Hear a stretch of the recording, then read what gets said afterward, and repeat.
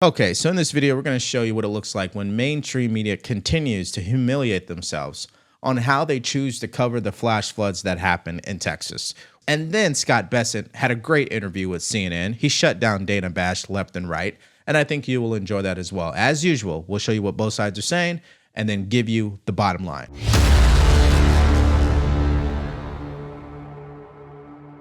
Maria, we're also learning that there were significant staffing shortfalls at the National Weather Service's offices in the region. You know, George, as of right now, the local county officials really didn't want to address that just yet. What they are telling us is they expected between 4 and 6 inches of rain. That is what weather experts told them, the National Weather Service as well. They also knew that in remote locations, they might get anywhere from 8 to 10 inches. But this amount of rain in such a short amount of time, it was very difficult to navigate. And when the Department of Homeland Security Secretary was here just yesterday, she acknowledged this was an issue. She was going to take these concerns to the White House as well and try and see if there was anything they could do to revamp the system. She says the president is committed to it. Okay, so we start off this video showing you exactly what's wrong with the media, and I'm going to share the facts with you. You can make up your own mind on who you trust more, but think about this for a second. There is no county flood warning system that exists, similar to a tornado siren that was proposed in this county 7 years ago. It says it right here. Kelly said the county considered a flood warning system along the river that would have functioned like a tornado warning siren about 6 or 7 years ago. But what happened? The public rejected it because of the cost. So that's my point number one. Point number two, Weather Service had extra staffers that night.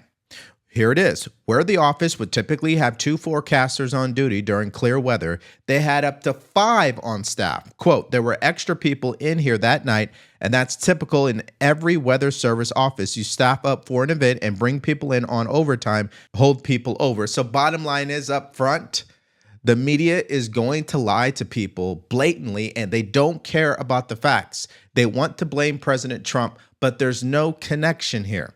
Let me show you another example. And just talking about the federal government and even the local government, 2 Texas National Weather Service offices involved in forecasting and warning about flooding on the Guadalupe River are missing some key staff members. A director of the NWS union told CNN that the Austin San Antonio office is missing a warning coordination meteorologist due to the Trump administration's buyouts. Do you have any indication whether those or other cuts helped play a role in the fact that the people in the flood zone were not prepared and certainly not evacuated? I can't say that conclusively, but I do think that it should be, and I don't think it's helpful to have missing key personnel from the National Weather Service not in place to help prevent these tragedies. And, when I say that we ought to do everything possible to help prevent a tragedy like again, that's part of what I mean. All right. Now, before we move any further, if you guys have been getting value from our channel, please like, share, and subscribe. If you want to support us further, go to the link in the description below, buy us a cup of coffee, or shop our merch store. We got multiple new shirt designs. We got I Support ICE. We got MAGA Pack, and we also have Alligator Alcatraz. And all of them, you can get with a matching coffee mug as well. And don't forget to follow us on Spotify and Apple Podcasts. Now, in both clips I just showed you from ABC to CNN, both of the guests actually pushed back on the statement that the host is trying to make. Slopinopoulos is trying to lead the reporter on the ground in a certain narrative. She doesn't even buy it. And then the congressman out of Texas, he doesn't even buy it because he's a Democrat. He cannot go on CNN and clearly state that this was caused due to budget cuts because he knows the facts are not there. And that's how sick the media can be. Now, the one thing that they don't want to tell you is they can come up with all these bright ideas about what could be different, what they should fix, what should be installed. But ultimately, you know who's going to decide that? It's the people who live in the area. They will have to vote on that. But why talk about that when you can continue to do the same song and dance you always do, which is to try to blame this event on climate change? Take a listen. How much do you think the changing climate is part of what we are seeing go on here, not just what we're seeing in the pictures that we're showing on the screen, but even the flood that you talked about in San Antonio in June. No, I think climate change is obviously a part of it. These floods are happening more often in more parts of the country and really all over the world. And so we have to face that reality and be better prepared for it and combat it. All right. So since they want to talk about climate change, let's talk about it. Let's talk about when we are purposely changing the climate in the atmosphere to produce more precipitation. That's exactly what cloud seeding is. And it's happening in Texas, among other states as well. Now, let me do something that the media fails to do. Is it true that cloud seeding in America exists? Yes. Is it true that it causes more rainfall? That is true. Is it true that cloud seeding operations are happening in areas that are known to be flood zones, like Carroll County? That is true. But is it true that cloud seeding caused the flooding? No, there's no evidence of that. You see, it's not that difficult, CNN. You could tell the truth. I mean, these guys are a joke. However, if you guys want to go look this up yourself, it's called North American Weather Modification Council. And by the way, to be fair, according to them, cloud seeding only has a minimal effect on the amount of rainfall that will drop in an area. I think you guys should know that as well. However, again, it doesn't matter about the facts because when you have trunk derangement syndrome, all logic goes out the window. And here is another example of that. Take a look. And what a horror story in Texas. The flash floods in Texas, the Guadalupe River. 51 missing, 51 dead, more missing. Children at a camp.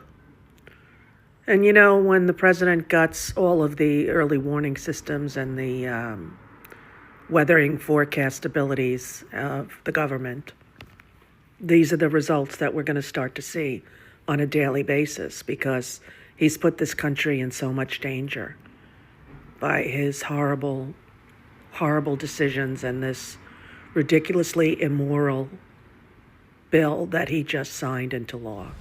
Now, just personally speaking here, this is the type of coverage from the mainstream media that makes me so motivated to do my show. Because they blatantly lie to the American people. They think you're stupid, that you're not going to do your research. That's why I'm always encouraging you to think for yourself. And I show you what both sides are saying, not to annoy you, but that you're aware of the narratives that are out there and why some people in your life, when you have conversation with them, you're probably left thinking, what the heck are they thinking? Where are they getting this information from?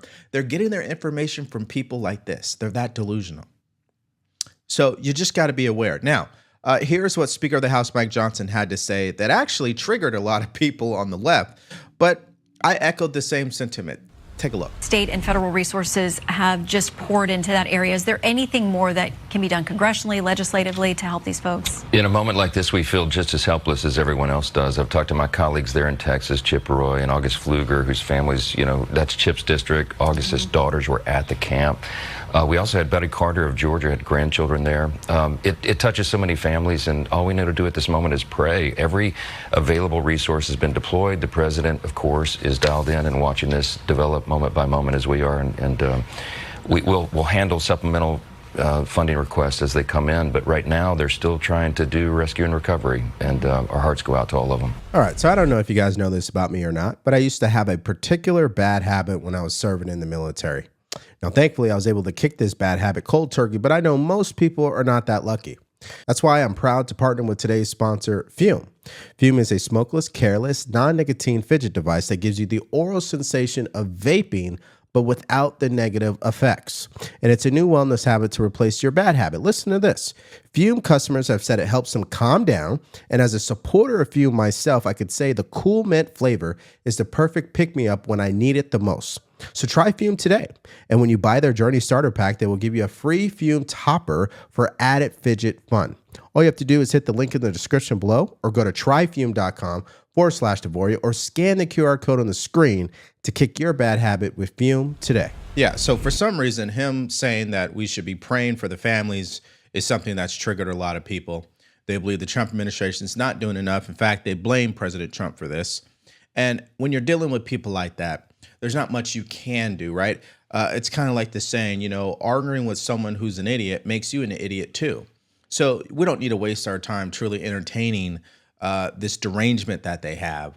We just need to be aware that it exists and also what's truly happening on the ground, which I showed you in yesterday's video and this video too with the facts. Now, the president did declare a major disaster for that area, and here is the post on social media.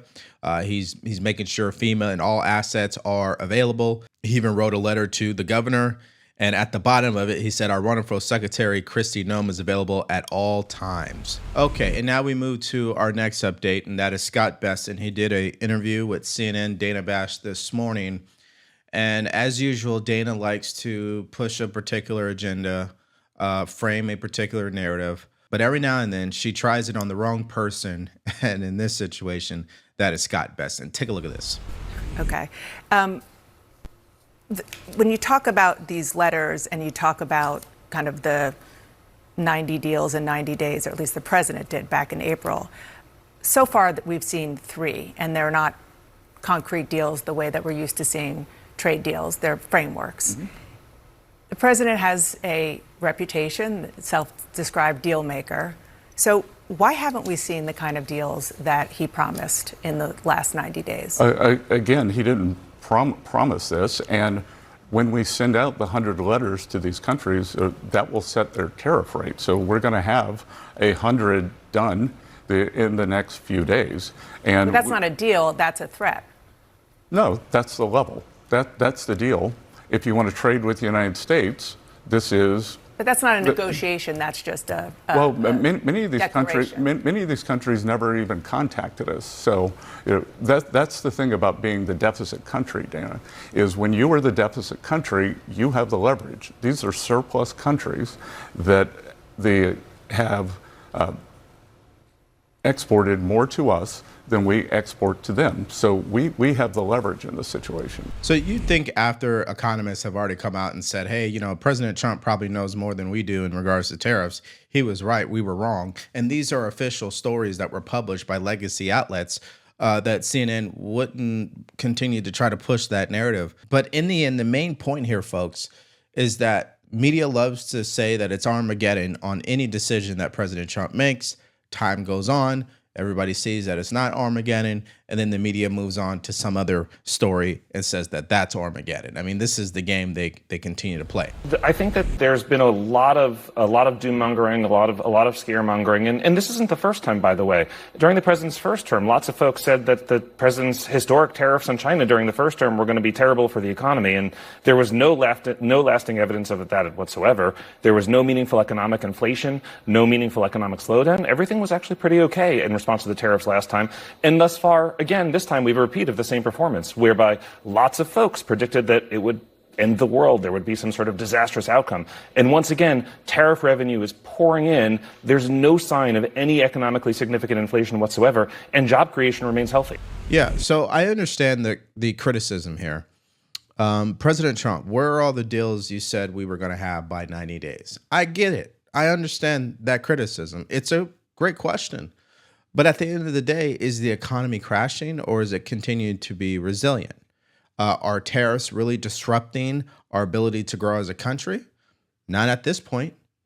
And every month so far, economists and experts, they've been proven wrong. So I think the president still deserves some leadway here. But we should also expect deals to come, especially over the next 6 months.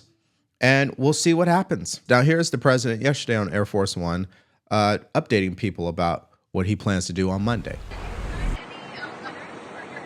I did. I signed some letters, and they'll go out on Monday, probably 12. 12 different amounts of money, different amounts of tariffs, and somewhat different statements.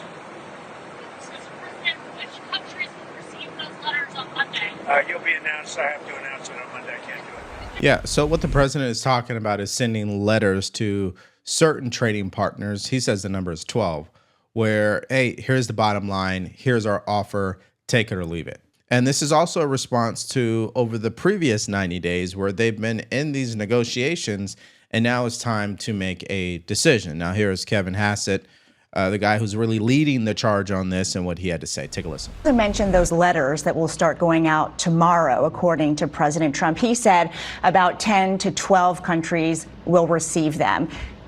Can you tell us who's going to get one and what they say? I can't, because again, the part of the letter that could be happening, right, is that we're close to a deal. We're not really satisfied with the progress that we're making in the deal, and so we're saying, okay, fine, we're going to send a letter, but maybe you get a deal at the last minute too. Until we see everything that plays out, I think that we need to just hold our fire and watch for the news this week. Is it fair to say that those notices are going to go to our smaller trading partners as you negotiate with our bigger ones?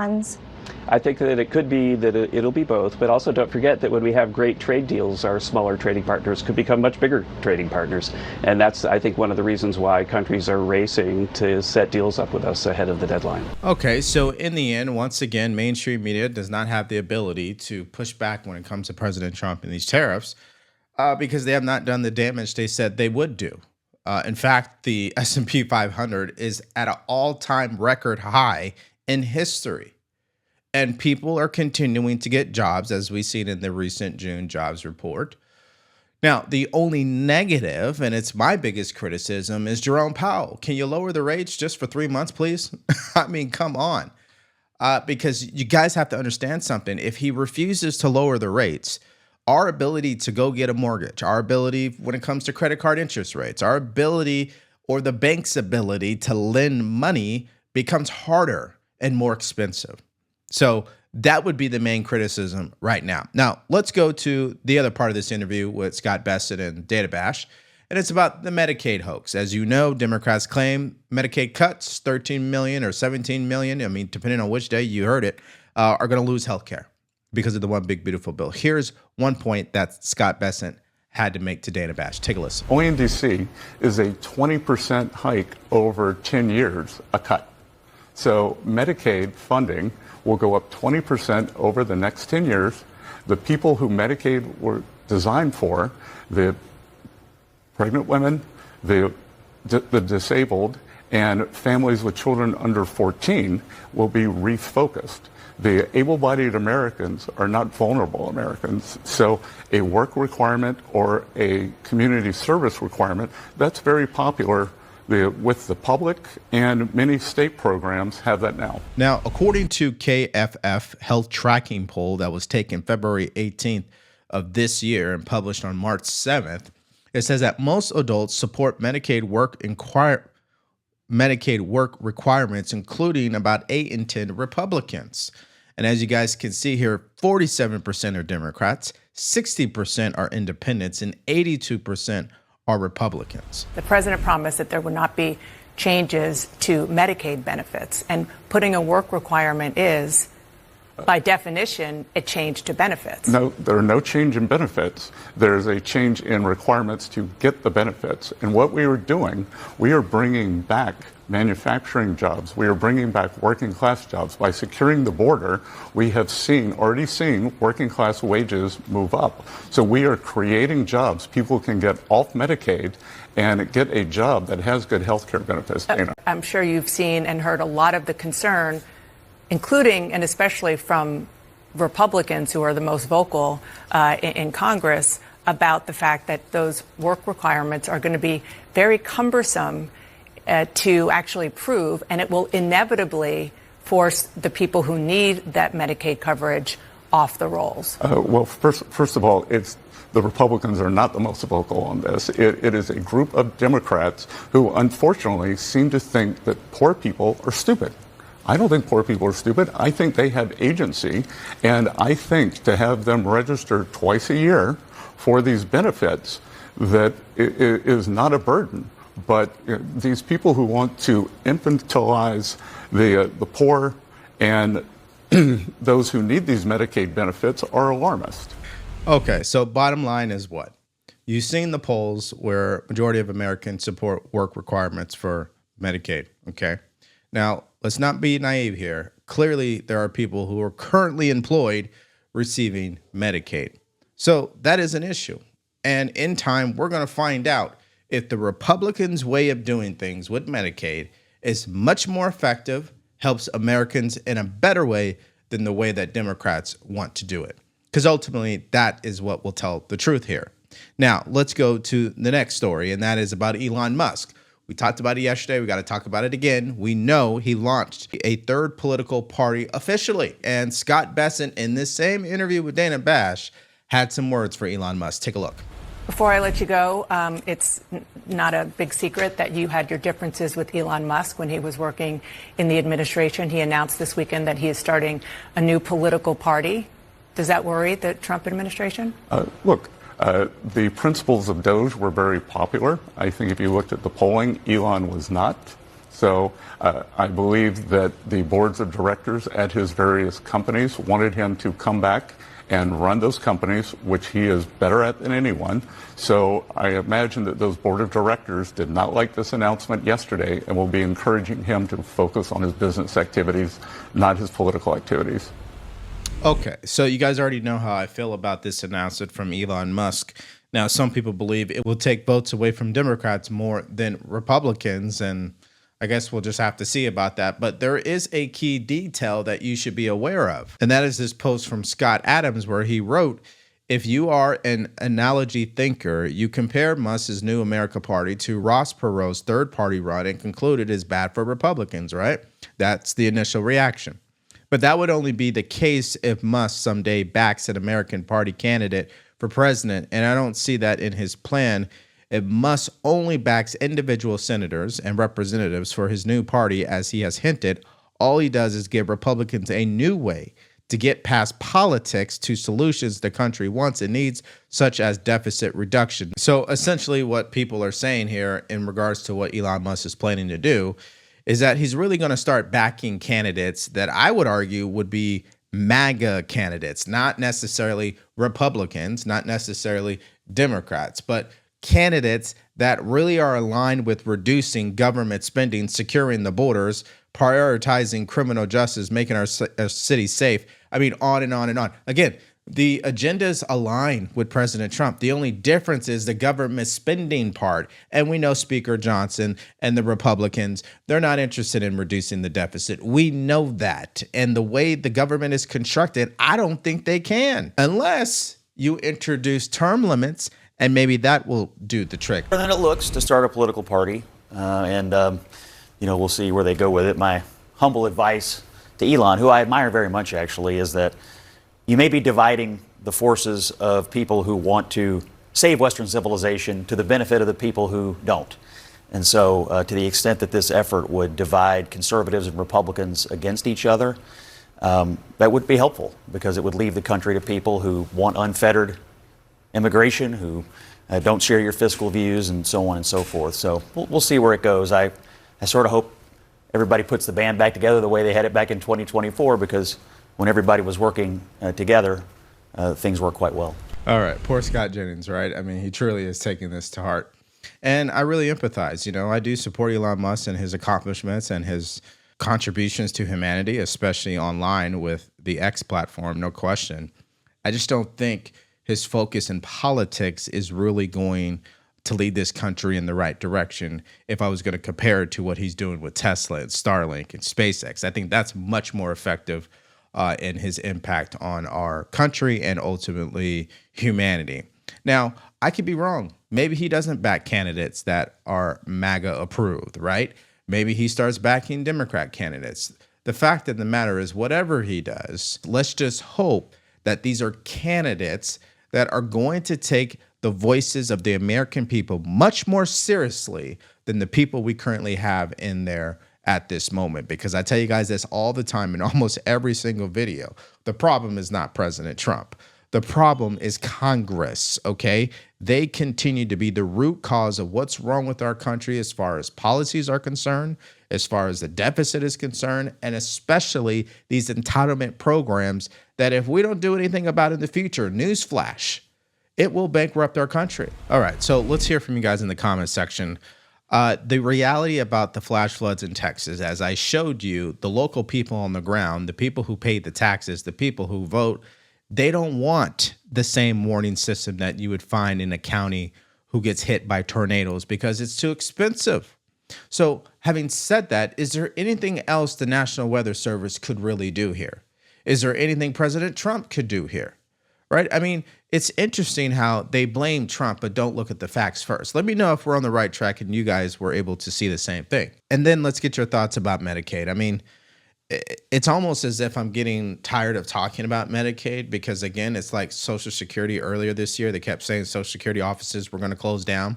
None of them actually closed down. I mean, do you see Medicaid in the same way, which is 90% of it is fear mongering and 10% might actually be a credible discussion to be had or a debate?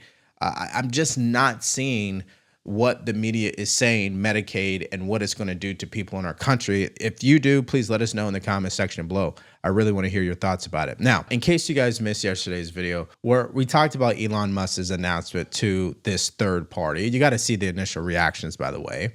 And then the flash floods, what actually led up to it. We went into great detail on that. So if you want to know about those stories in depth, all you have to do is click on that video because it's coming up right now.